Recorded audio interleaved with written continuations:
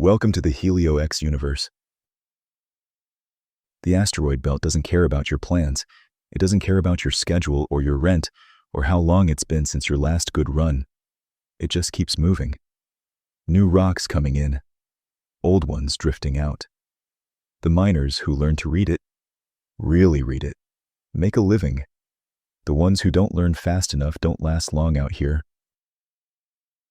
His quarters on Hestia Station were small, but they were his. Scanner station in the corner, always on, always watching Belt 2. His robo-dog sleeping in the other corner, twitching occasionally the way mechanical dogs do when they dream. He'd been studying the flow for 2 days. Something good was coming through. He could feel it. He'd been flying a level 1 for 3 years. Good ship. Kept him alive. But the Martian diamond laser on a level 1 bounces off the harder stuff. The dense, metallic cores where the real value lives. Then, one night at the Xelon Dust Casino on Hestia Station, the machine paid out. Not enough to retire on. Just enough for a level 2. Some people said he got lucky. He just smiled and went back to work. Belt 2 is what they call a flow belt. Asteroids coming through in orbital streams, new ones cycling in every few days. You don't own a spot in Belt 2. You catch what comes through and you move on. He knew the flow patterns better than most. 2 days of scanner data had shown him exactly where to be and when. He set course. The scanner lit up the moment he got close enough for a deep read. Titanium. High concentration. Iron. Nickel. Trace rare earths in the outer layers. He looked at the readout for a moment, then leaned back in his seat. A classic Metallica asteroid, he said to himself. All the heavy metals. He loved those. This was exactly why you needed a level 2 out here. A level 1 couldn't do what came next. 3 systems working together.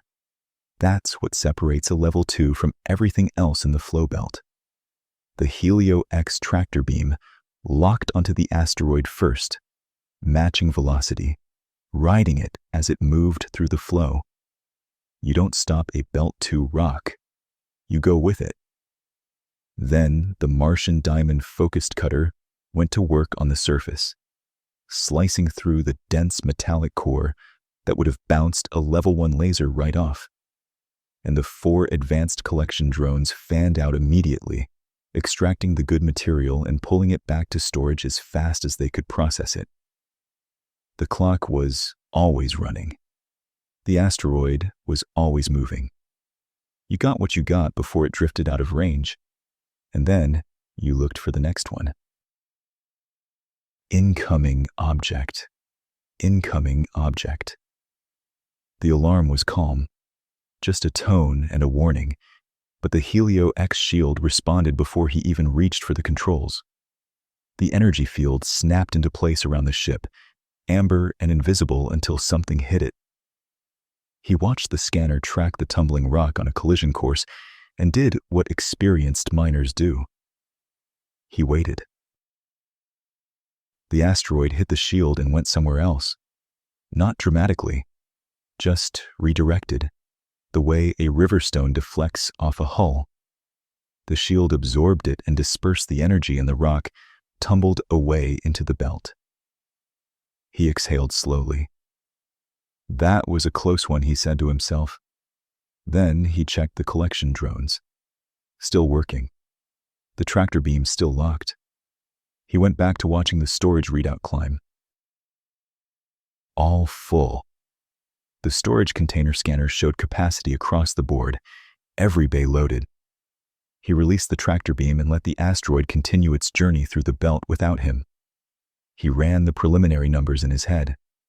Titanium at current rates, iron yield, the rare earth trace, processing fees versus raw sale price.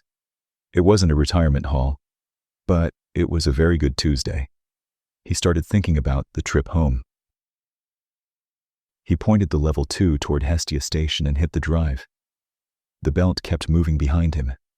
New rocks cycling in where he'd just been working, the flow indifferent to what he'd taken or left behind. He'd be back in a few days.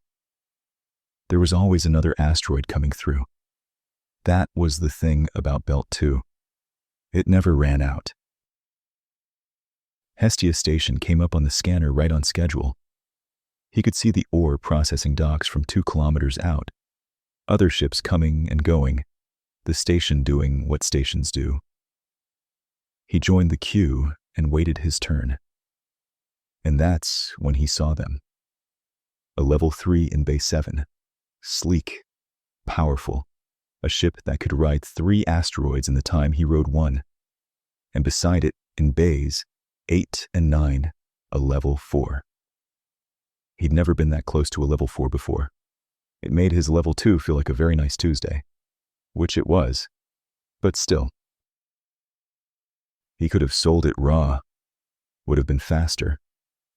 But the titanium concentration on this one was high enough that processing made sense. The extra fee came back in the better rate.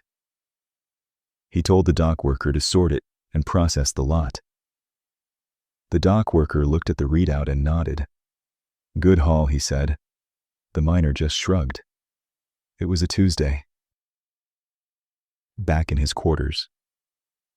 Robodog curled up beside him on the bed, warm in the mechanical way those things get warm.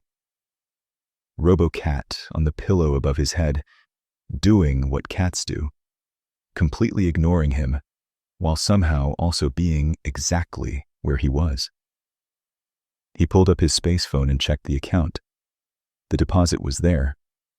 He looked at it for a moment, the number, and thought about the level 1 he used to fly, and the slot machine that changed that, and the level 2 sitting in the dock right now, and the level 3 in Bay 7, and the level 4 that took up 2 bays, and what any of those might cost, and how many more Tuesdays it would take to get there. It was a good run. He put the phone down and closed his eyes. The Robo-Dog twitched. The Robo-Cat knocked something off the shelf for no reason. Just like the real thing.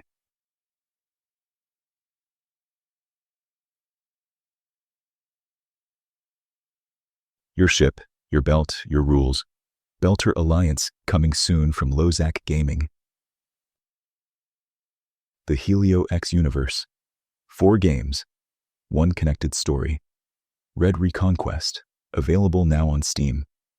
Belter Alliance, Europa Explorer, Helio-X Ascendancy. Coming soon.